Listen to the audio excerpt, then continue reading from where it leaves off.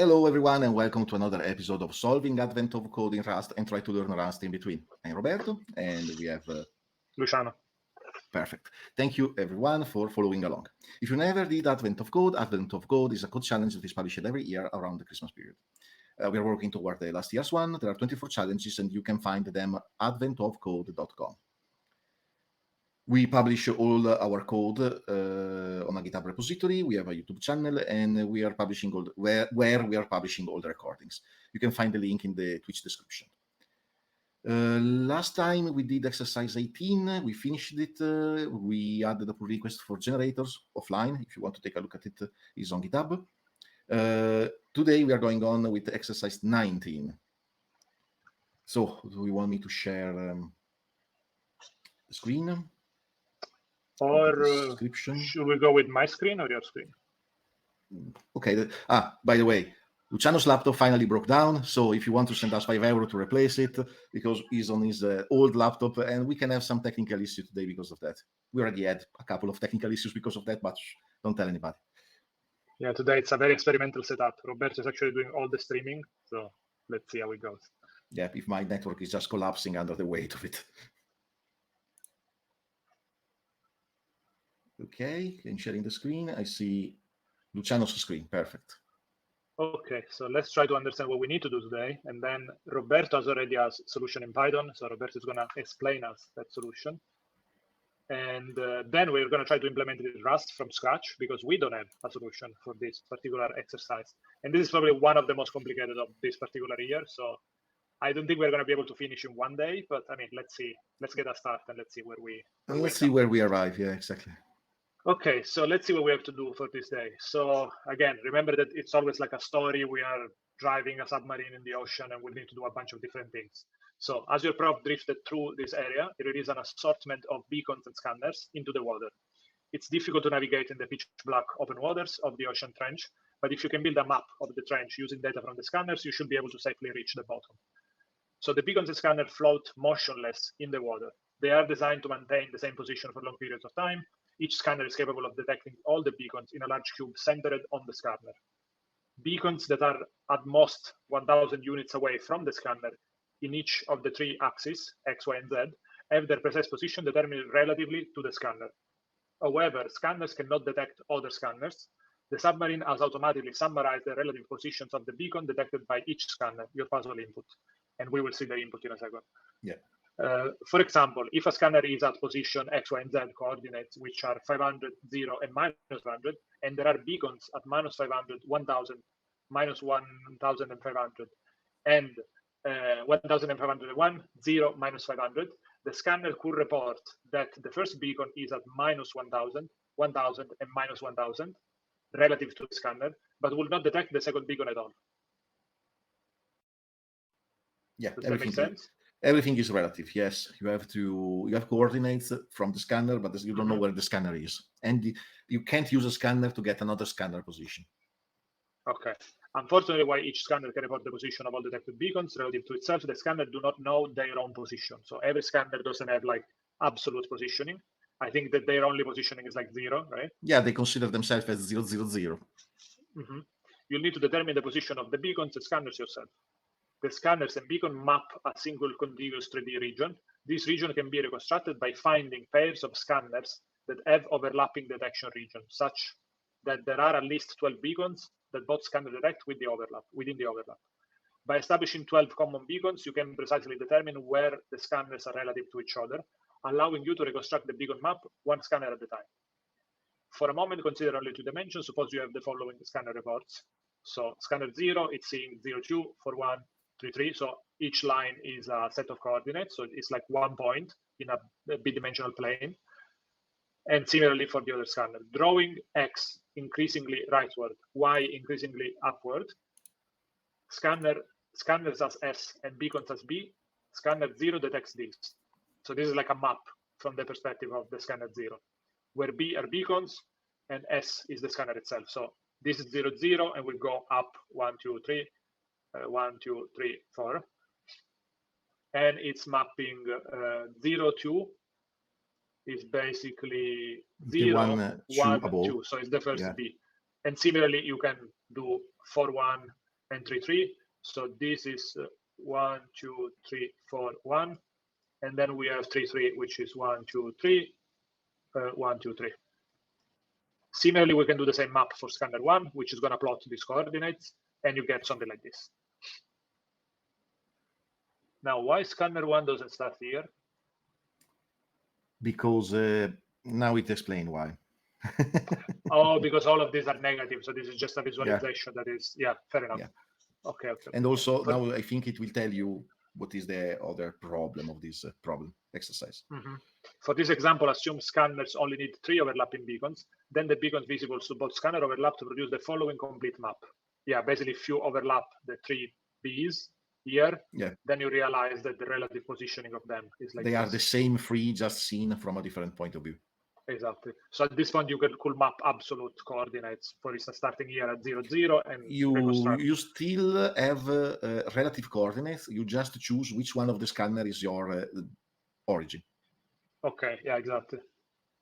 Yeah, this is very similar to last year exercise. We had the dragon exercise. Yeah, like the dragon tiles to rotate and try to put them together. So this is probably going to be a little bit harder because it's in tricky space. So yeah, and there is an unfortunately now. Yeah. Unfortunately, there is a second problem. The scanners also don't know their rotation or phasing direction.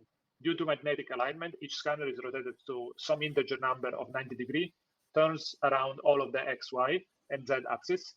That is, one scanner might call a direction positive x, while another scanner might call the direction negative y, or two scanners might agree on which direction is positive x, but one scanner might be upside down from that perspective, from the perspective of the other scanner. In total, each scanner could be in any of 24 different orientations, facing positive or negative x, y, and z, and considering any of the 4 directions up from that facing. Okay, so it's like a cube that can be rotated, right? It can be rotated, flipped, and 24 because there are the 24 there are 6 faces and 3 flipping directions, right? Yes, because you can have z that is positive in a direction or the other one, and also you can switch x and y and x and so on. So yeah. Okay. For example, there is an arrangement of beacons as seen from a scanner in the same position but in different orientations. Okay, so this is the same scanner 0. If you try to rotate it in all different positions, you get all the different values. Why there are only 1, 2, 3, 4, 5? Yeah, because it's not giving you all 24 of them. Okay, but you could have 24 of them. Oh, yeah. By finding pairs of scanners that see at least 12 of the same beacons, you can assemble the entire map. For example, consider the following report. This is a smaller version of the input, basically. It's the usual README problem. Okay, go ahead. So our input will be similar to this one. This is only 5 scanners, I think. Yeah, scanner 0 to scanner 4. Here is only 5 scanners.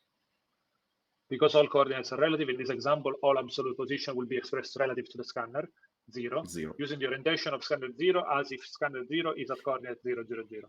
Scanners 0 and 1 have overlapping detection cubes. The 12 beacons they both detect relative to scanner 0 are at the following coordinates. Okay. The same 12 beacons in the same order, but from the perspective of scanner 1 are these ones. Because of this, scanner 1 must be at this position relative to scanner 0. Scanner 4 overlaps with scanner 1. The 12 beacons that both detect relative to scanner 0 are okay. So you keep incrementally locking down positions. Yeah, and seeing which ones overlap. You go on looking for all the scanners that are not used against all the scanners that you already have found a position, and you try to match them, and then you translate them in the new reference coordinate based on position and orientation of scanner 0, and then you go on like this until you are done. Okay, so in the end of the tail, in total, there are 79 beacons. Assemble the full map of beacons. How many beacons are there? And this is part 1. We don't even see part 2 in my version yet because I haven't solved part 1. So, do we want to show the Python solution and explain what I did? Yes. Okay. So let me switch screens.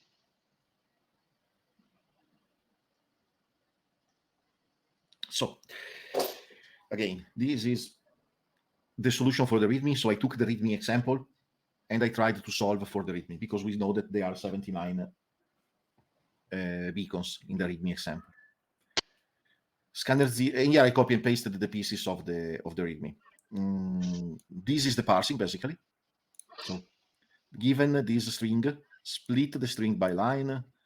For each line, split by comma, and make it an integer. And give me back a tuple of tuples, because it's a bidimensional structure, width of 3, length of, I don't know how many lines we have here. So scanner 1, scanner 2, 0, 1, 2, 3, 4. Done.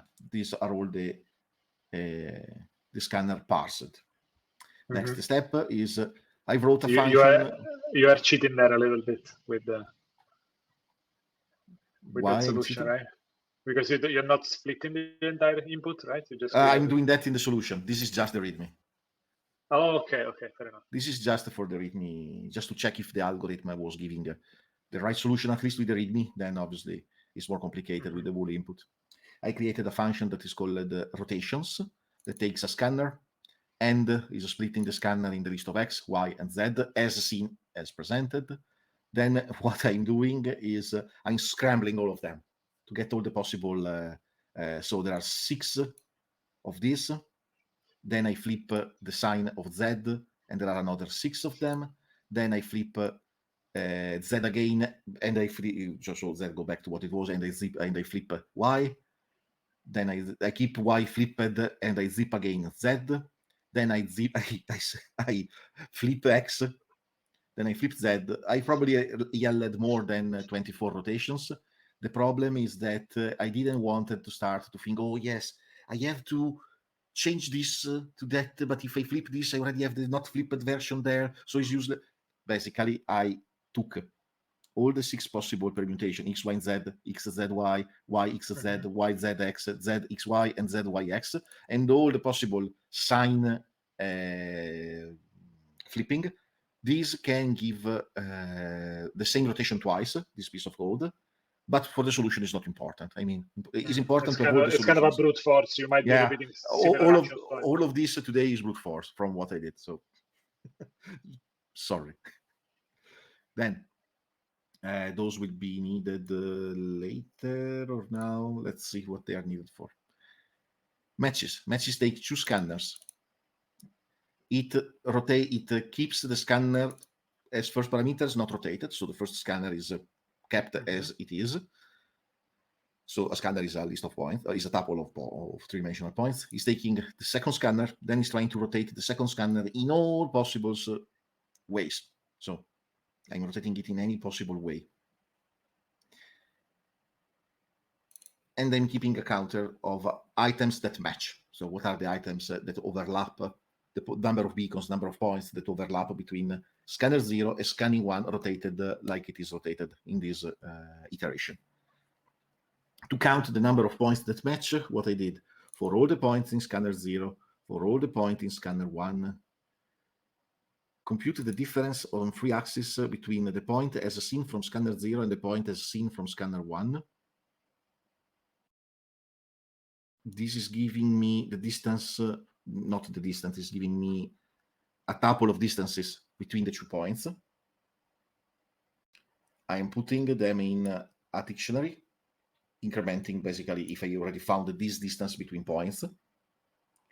Okay. So if I find, and then I'm getting the items that have more than 12 distances that matches. I mean, so you are creating an array where the keys are distances, and that way you can compare if the same points overlap. Basically, if you don't have a common origin and you have a cloud of points,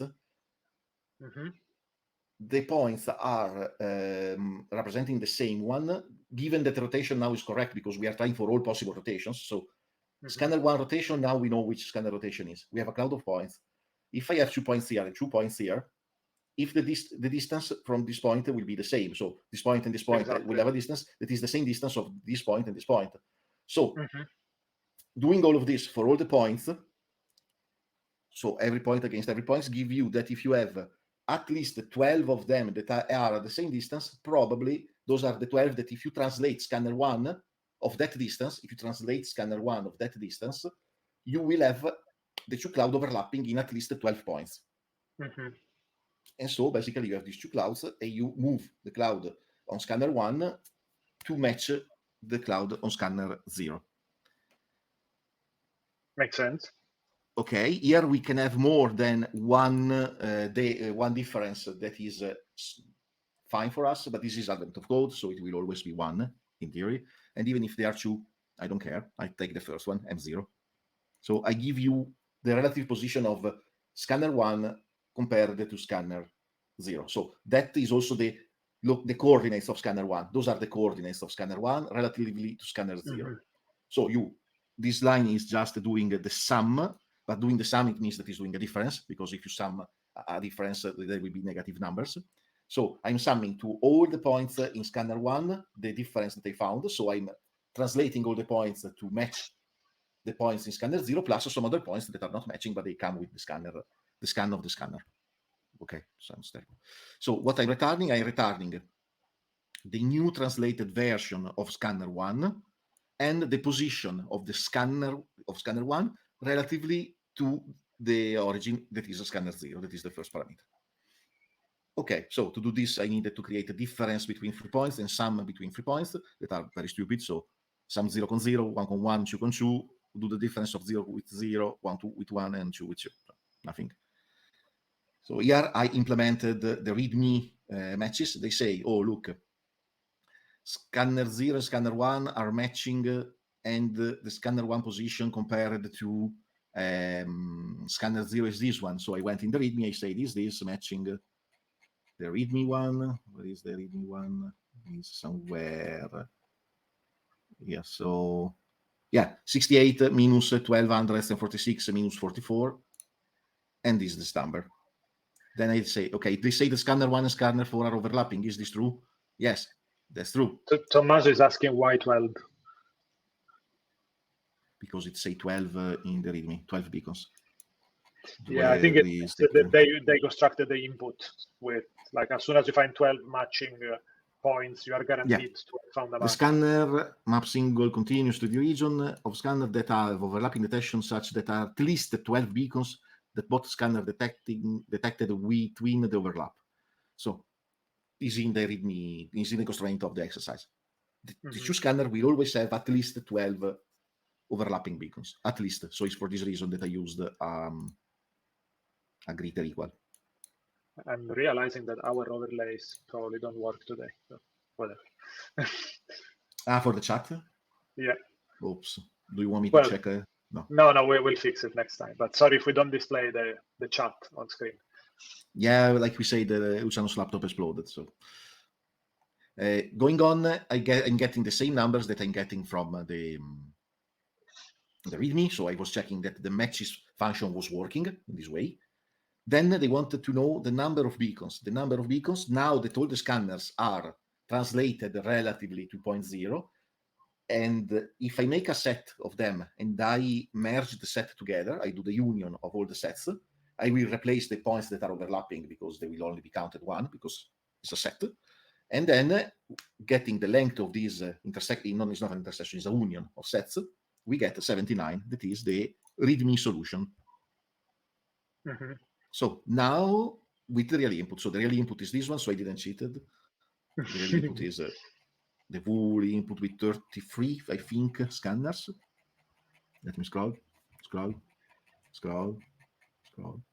Okay. Here is the start.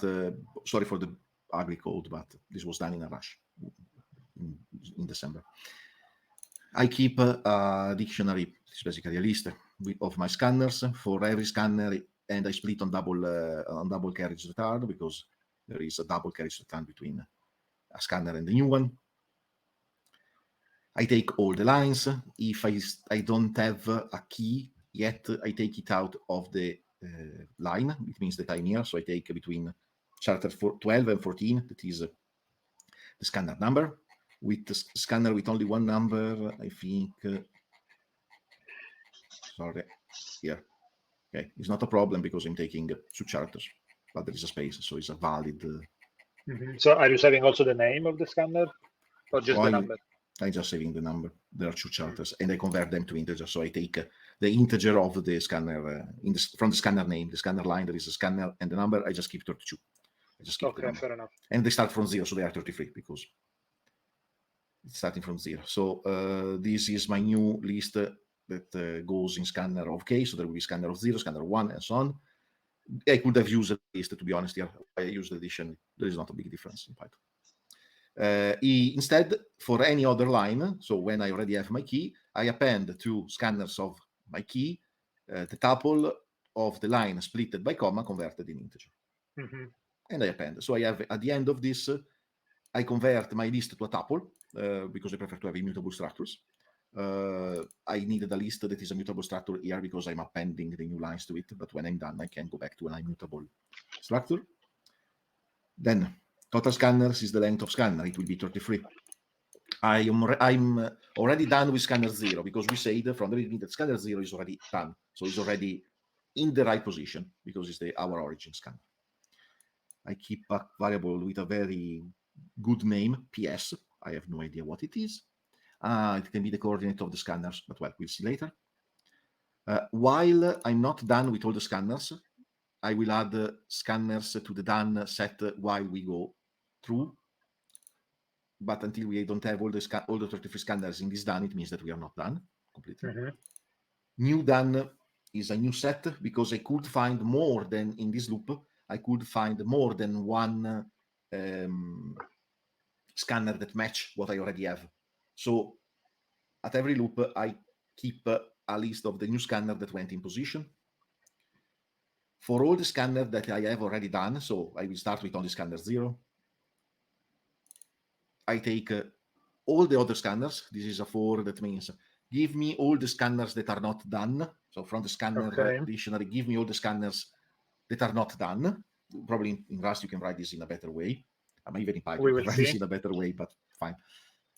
Now, try to match one of the scanner in the done list with one of the scanner in the not done list. I found a match because if I don't find a match is giving me back none and none. So it's giving me back a known. If new is not known, it means that new is something. And if I found a match between those 2 scanners, I will append the position of the scanner relative to scanner 0 to the PS list. I will add the new scanner translate. I will replace the scanner in the scanner list with the new scanner in the translated position. New is the scanner that I gave as a second parameter translated in the position relatively to scanner 0.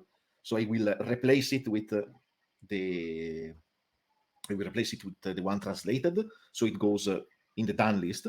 And I add it to the new done list. Because in this loop, I can find more than one cube, more one scanner that can be done. I kept a set of the new done, and then I merged the new done in the done list until we run out of scanners to translate and elaborate. So when this done is length 33. They want to know the number of beacons as for part 1. Part 1 is give me now that we have in scanners all the scanners rotated and translated in the right way, we can get an idea how many beacons there are in all the probes or beacons, I don't remember, or many points there are in all our scanners together. To do this, we do what we did before. So give me a set.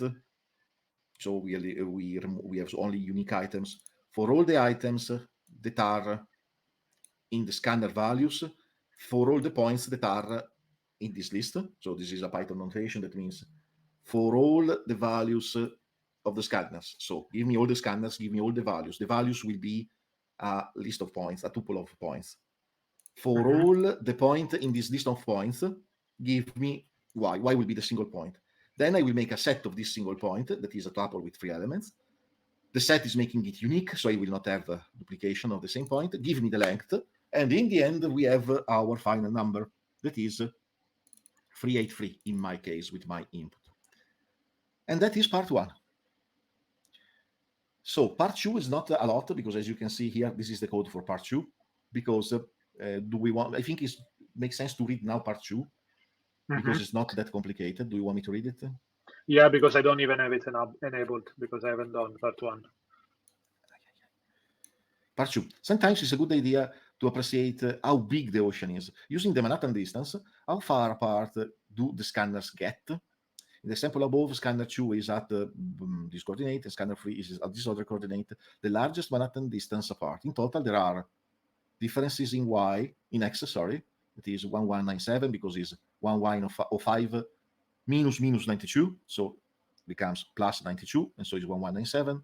Then it is 1205 negative and 33880 negative. The distance is 1175, and in Z is this one. Summing all of the three of them together, this is the Manhattan distance, you have 3621. In my example, we had 9854. So for this reason, here I'm keeping PS. PS is the position of the scanner. PS, position of the scanner. I'm not stupid. Very good name, PS, position of the scanner. So I kept a list of the position of the scanner that are the second parameters that comes from the matches. And then I just did the Manhattan distance. So for all the points,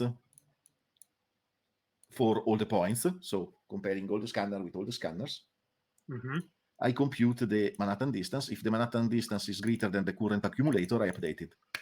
Done. Nothing incredibly complicated. Probably here Tommaso has a question in the chat, but really you find more than one match? I'm not sure I'm following the question. When we are doing the match of the scanners, yeah, it's possible that we find more than one match, but I'm just taking the first one that we find.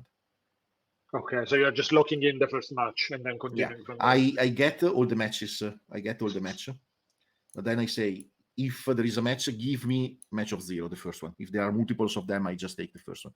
Like we say, this is Advent of Code. Typically, this, like with the dragons, it seemed crazy complicated, but in the end, the data were structured in a way that was easier for us to... Yeah, I guess a more generic solution will be very tricky. Oh, you did visualization. Yeah, I did visualization for this. This is scanner 0.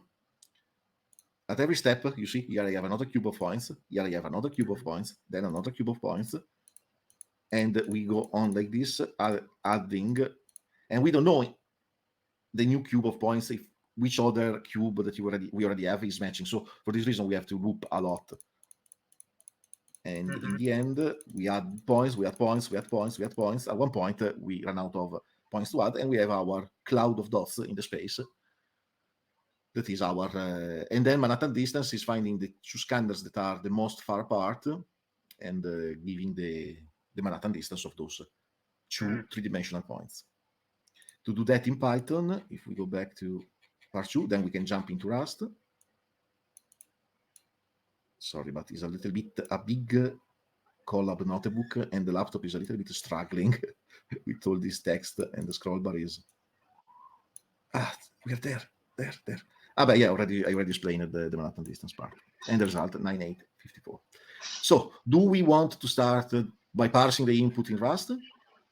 I think, yeah, we have to think about the data structures, well, the structs that we want to create, and then parsing the input into those structs. Cool. So let's jump on your machine. Sounds good. Hopefully my machine will collaborate. Let's see. All right, switch screen. So we said we have probes and okay, let's see the terminology that we have scanners that are in a scanner position. So we can we definitely have a structure. For sure, we have a structure that is a three-dimensional point. Let's call it, what do they call it? Not probes, something else. Let me see. They call it probe. Probe or beacon? Beacon, we can just say I32, I32. Yeah, you have an assortment of beacons and scanners. Yes. Sorry, I was reading again. The coordinates can be negative and positive, so they must be, you already made I32. Debug, just in case. And then a scanner as, do we want to have a name? Do we care? We need to, no, we don't care. We just, if we do a vector of scanners, we just need a way to reference them, but we can go with the position, with the index of the scanner in the vector. Okay, so we can just do beacons, right? And that is a vec of beacon. Beacons, yeah. Is that going to be enough? We need structure similar to beacon that describes the scanner position that are again free by 32. But we don't know that right. from the start, so we have to populate. So it can be an option basically. Yeah, when we parse, for sure we don't have it. When we parse the input, we don't have the position, except for scanner 0, that we know that this position is 0, 0, 0. But for all the other scanners, we have to compute the position once we find the match with the existing scanners. At that point, we can vary this position. Does it make sense then to have something like this? Yeah, at any point. Then well, a beacon I could have renamed that. Beacon. I mean, yeah, we can remove this one. Yeah, and you can make a semicolon. And beacons is a vector of point 3D, and then here we have position. That is an option of point 3D, not 32 3D. Okay, so now we want to do, well, we have, what do we call it? Our state scanners. Well, we have to implement the parsers that gives us back a vector of scanner. Can we implement a parser like this? Let's try implement from, no, how was to implement a parser? I forget. Implement from string, I think. Yeah. I'm curious if we can just implement it. You can do vec of scanners without creating an alias for it. I'm just curious if that works. It doesn't. Well, we need to implement the type. Missing members. Yeah, so probably we can do that. It's not complaining, so okay. Cool. Is it? Only trace defined in the current crate. No, so it's complaining. So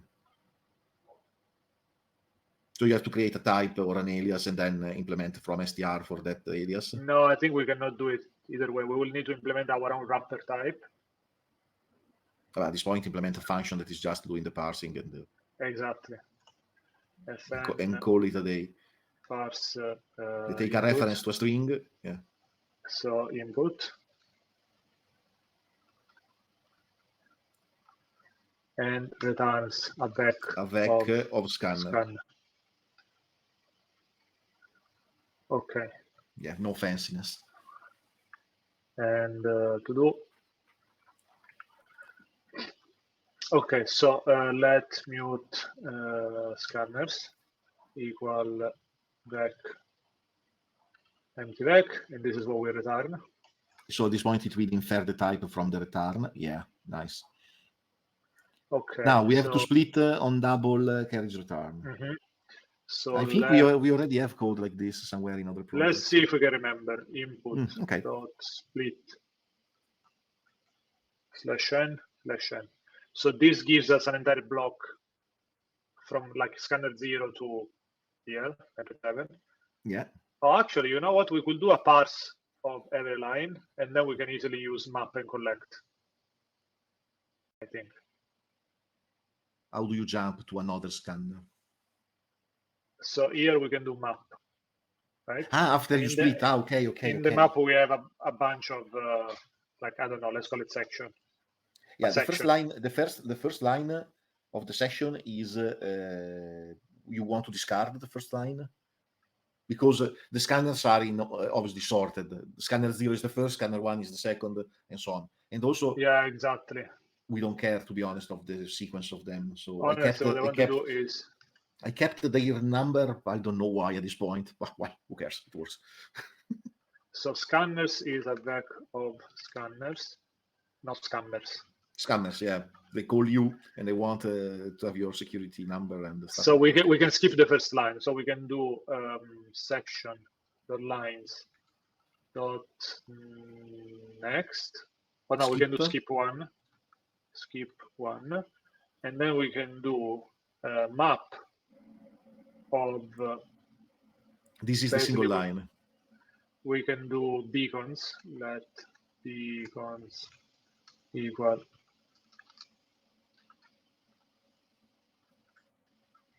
This is very slow, by the way. I don't know if you can notice. So that's why it's a little bit hard to write when you don't see a responsive feedback. So we could implement a from a parse for a point 3D. Maybe let's do it that way. We can do for implement from str, from str okay. for point 3D. And now complain. Okay, let me comment this one out. Complain, yeah, please. We don't make it fail ever, as we always do. This is bad practice. Don't do this at home. Don't try this at home. So here what we want to do is s dot split by comma. And then what we do is map.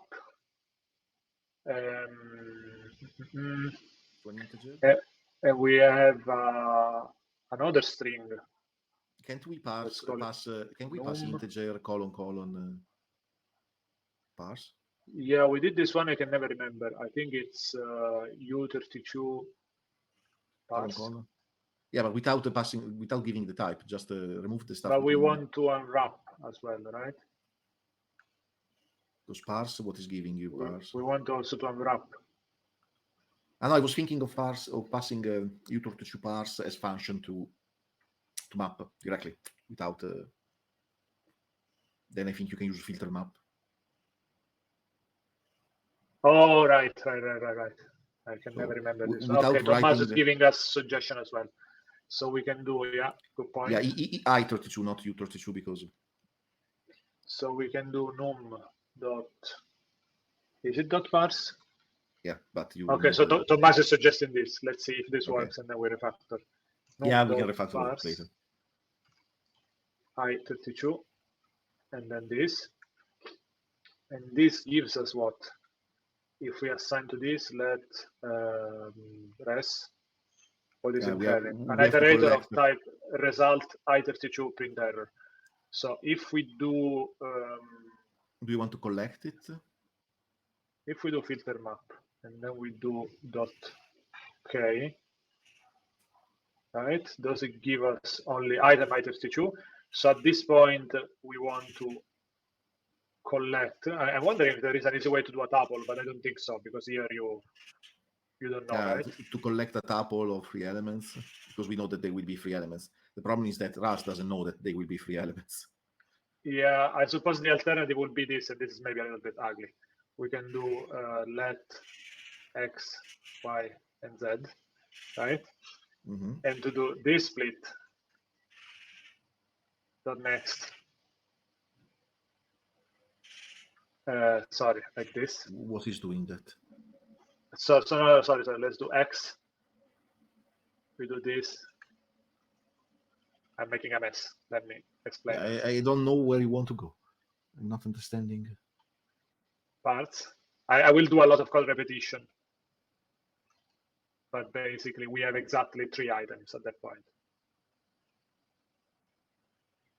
At this point, we can do I32. And here we can do dot parse and dot unwrap. And now we repeat this 3 times. Okay. And we get y and z. Fine. Now, I don't know which one is better, but here we are guaranteed to look only for 3 items. This was my rationale. Yeah. And now we can just return point 3D of x, y, and z. Try into, Tommaso is suggesting. I don't know where, but. Rather than parse? No idea. Rather than a wrap parse, probably. Let's see. Is it happy? No. I think we still need to unwrap here. For the tuple. So the only difference is. No, probably was saying the previous approach where we're doing the map and we were doing the string. Okay. Try into this object of 3 elements. But let's keep like this. Let's keep it. We can refactor when something is working. Oh, and, yeah, here we need to return. Okay. I always forget. Cool. So sorry, long story short, we can pass 3 points into abstract.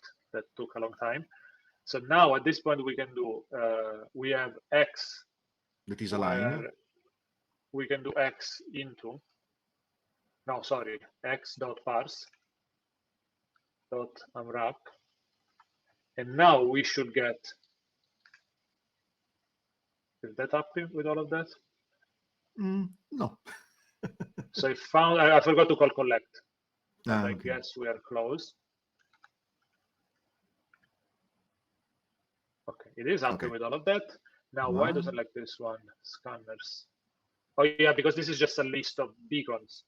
Then we need to here do a new scanner and return that. So scanner of, what did we call it? Position. Position, we say none for now. And beacons is beacons. And now we are creating a scanner for every single block. Right? Are you happy now? Cannot find type scanners, of course. Now you're happy. Now. Now we have more errors. Cool. I didn't call collect again. And now we are good. So I suppose we can remove all of this and all of this. And do that in just one go. Yeah, is it happy? Loading? Yeah, cool. Okay, so now we should be able to, if we want to try something super quick, we can just do part one. We can just say let scanners equal parse input. Let's rename this input. And at this point, we do dbg of scanners. And let's now see we have to implement. Do we have to implement the trait, the macro? We already derived the bug for both. We already derived. How do you call it? It's not a trait for the bug. It's a macro. It's a trait, but with derive is able to create the implementation for us. But it's complaining. Cannot borrow parts as mutable, not declare as mutable. You're right. Thank you. It's a bit slow to give me suggestion today. Yeah, but it's keeping you on the edge. So let's run this one. Of course, this is going to pass the test because we are saying return 0 and expect 0, but I want to see the output. And it's going to take forever to compile because you want to see the very old laptop. Send us €5. Yeah, we should run an advertisement block now while it's compiling. If you want to be a sponsor, send us an email. I don't know. There is actually an ad starting in 3 minutes. I wonder if we should do it now. While it's compiling? Okay, probably yes. Let's run an ad break. Come on. Yeah, while it compiles.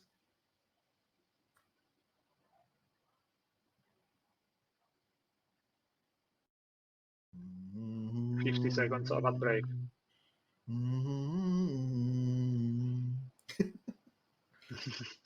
Yeah, we need an ad song. This is protected copyright from Nintendo. I hope they don't. On YouTube, they will ban us because I. By the way, yeah, be careful because I think all this parts is still visible in the final video. Oh, well. They are covered by ads. You say that I can't chew my cat or don't do anything weird. Damn it. Still building. 83. Oh my God, 8 seconds to finish the ad. Let's see which one is faster. I think the ads are faster than your build on that machine. Welcome back. So it turns out that the ad was faster. Than my machine building Rust. But well, it's on Criterion. Criterion is taking forever. I don't know why. In the meantime, if you want to...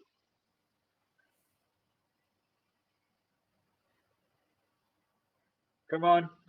I think for today we are happy if we can just do the parsing. Let's see. Yeah, it's a lot. That's the speed. I might have to commit, and you might have to take over. Yeah, we can. I can take over the code, or we can go on the next week, hoping that you have a new laptop. Or okay, it did something. It's printing.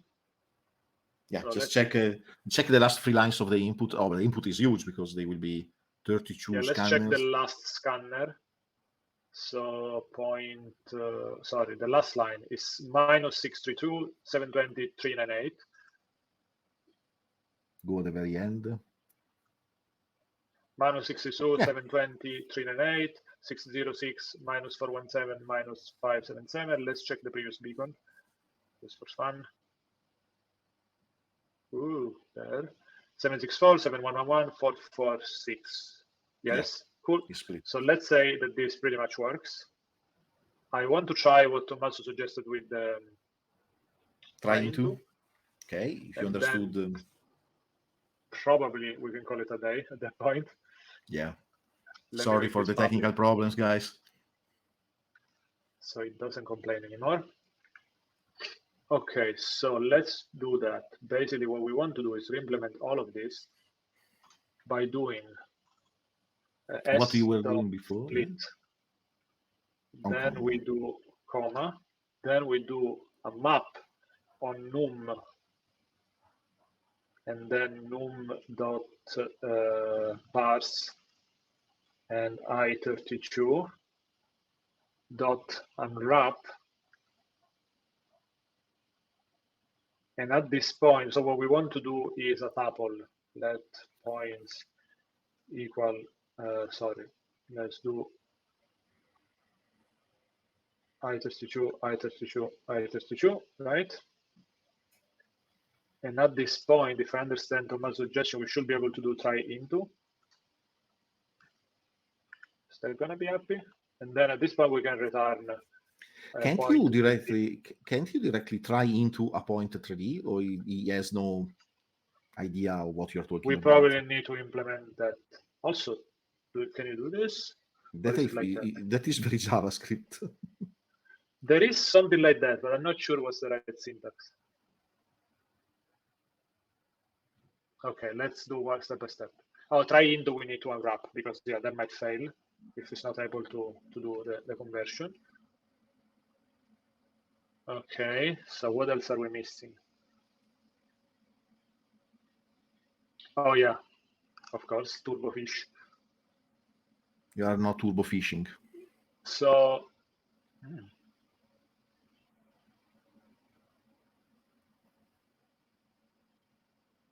the trait bound is not satisfied. Required because the requirement on the implementation for received because I don't know if we need to do collect first. Probably we need to do collect and then try into. But we have to tell what to collect. Yeah, but we need to collect. Oh my god. I don't know if this is better than the other one. Avec OV32.